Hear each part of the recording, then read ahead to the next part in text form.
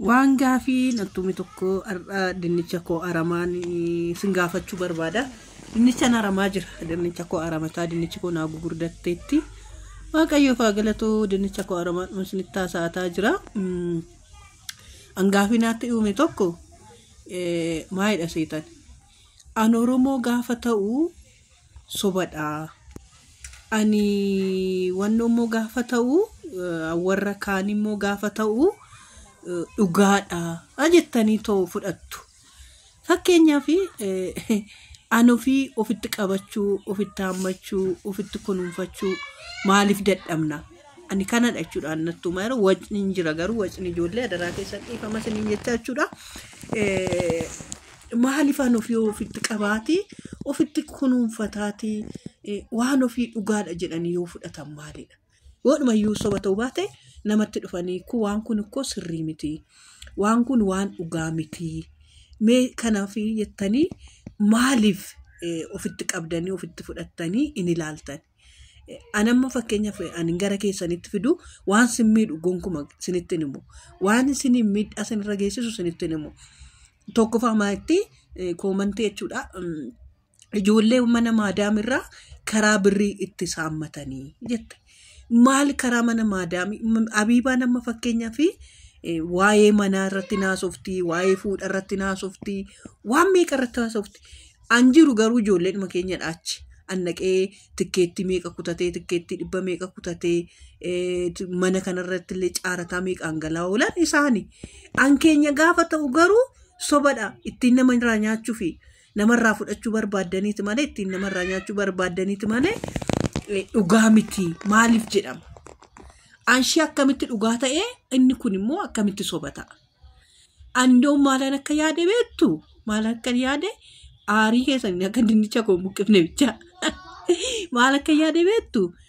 Ani mana keenyatti indoon fudhannee wannu jennee ofitti gara manaatti makiinarraa gara manaatti akka guddatu yaadaa jira.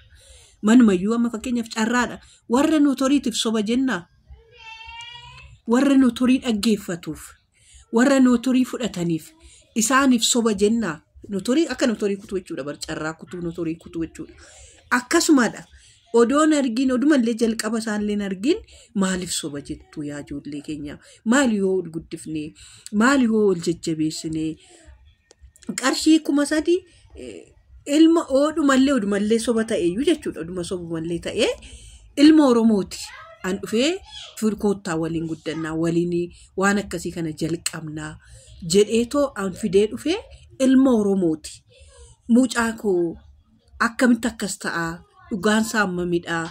Odoo jennee wal fudhannee, walirraa dhaggeeffannee, walirraa yaannee, olirraa ol gorfannee yoo soba ta'e, yoo waan gaarii ta'e itti fufii, yoo waan sobaa ta'e immoo dhiisii ittiin jenne maal qaba? Dhiisii yoo ittiin jenne ol gorfanne. Yoo waan gaarii ta'e immoo ishoo itti fufii, ammallee itti dabalamu, itti dabalamutu hojjedhu, itti dabaliitoo kana godhii yoo jedhame maal nama miidha? Amma jechaan ol miidhamu, amma yaadaan ol miidhamu. Waan tokko maal gochuutu irra gaariidha? Waan san fudhatanii ofitti qabatanii, eega ofitti qabatanii booda immoo maal gochuudha? Waan san jajjabeessuudha. An akkasitti fudhadha. Amma ammanaa dhufee siniif hin hojjenne. Ammanaa akka uqubiitii jedhan. Akka uqubii kana jidduutti Waaqayyo miiliyeenera nu godhee mana tokko bitachuu dandeenya. Maaliif jechuun waggaa 10 waggaa 5 eegurraa uqubii ji'a 300 buusurraa carraa kanatu irra gaariidha. Maaliif takkaadhuma bakka carricha yoo Waaqayyotti sin badhaasa itti badhaataniitu carraa ofii yaaluudha jechuudha. Kuni Itoophiyaa qofa miti maal ijoollee ilaala waan akkasii kuni biyyoonni guddataniyyuu waan akkasii kanatti fayyadamu. An akka Jarman warroon indom nootorii warra Jarman namni akka carraa ta'ee yoo warri Jarman jirtaatan naa kutaame nootorii lakkoofsa tokko lakkoofsa duwwaa tokko lakkoofsa 24 lakkoofsa 19 lakkoofsa 21 naa kutaa warri Jarman jirtan lakkoofsaan kutama waan ta'eef naa kutaa tikkee nootoriin Jarman jechuudha. Yoo naa ba'e wal qixa irannaa nangani naammoo notorii kanaan maqaa kanaan guttanii yoo isinii bahee baay'ee nama hawwachiisa. Baay'ee nama simata. Baay'ee namatti ofitti nama hawwata qarshiinsaa waan ta'eef jechuudha. Asittis abbaa konkolaataa yoo taatan nama tokko fakkeenyaaf nuyi amma ijoollee mana maadaamii jedhee ton dubbanne isuma dhugaa koo ijoollee mana maadaamii jedhee dubbanne namni Ameerikaa jirus inda'um doolaara meeqa doolaara 20 jedhee dubbadde.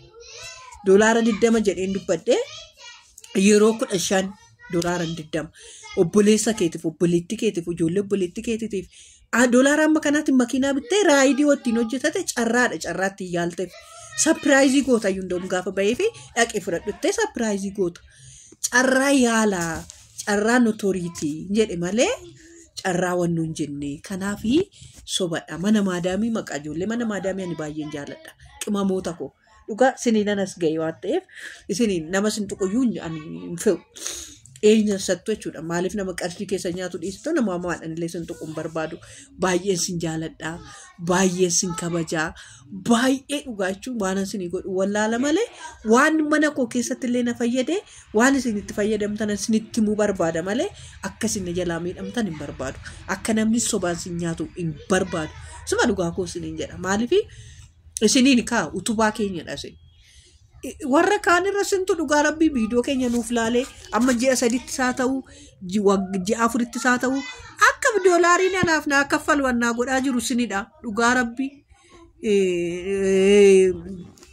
mareet fi maalidha mareet Dubaay ijoollee kanadhaan baay'ee si daawwatu naan jedha Libaanos naan jedha Kanaadaa naan jedha Jarman naan jedha parsantiidhaan naa kaa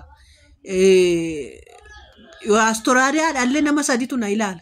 Austraaliyaa keessa hin jirtu, biyya adda addaa hin jirtu. Kanaaf jechuudha.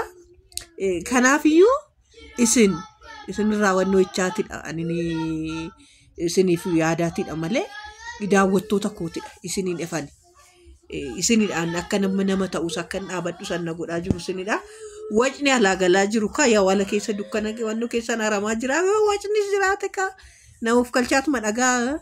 Simbirri soosinitti wachi ta'ee ijoolleen waca ijoollee irra dhageessu irra caala maasaadhuma koo keessa deematii aramaatiin isinitti himuu barbaade anuufii soban jedhinaa annamaa immoo dhugaadha jettanii fudhatinaa ol jajjabeessaa olaa jajjabeessinu liinkii isaa kana jalan sinii kaa warroonni immoo sirritti bilbiltanii bilaka isinitti haasoo barbaadanii Duwwaa 9 13 89 33 36 yuutuubii jalattoon sinii barreesse ispaamii godha ishee Duwwaa 9 13 89 33 36 irra sinii deebi'u ammas Duwwaa 9 13 89 33 36 kanaan akka barbaade WhatsAppidhaanis bootomiidhaanis na argattu WhatsAppidhaanis na argattu sirriitti isinitti hima. Bilbila wannoos immoo siniifan kaa'aa yoo barbaadanii bilbila beekishoo isas bilbiltanii sirriitti gadi fageenyaan gaafattanii itti fayyadamuu gaariidha. Siniin jedhaa yaa qaqqaalota koo yaa babbareeddota koo sinan jaaladha bakka nagaanaaf oola bakka nagaanaaf bula.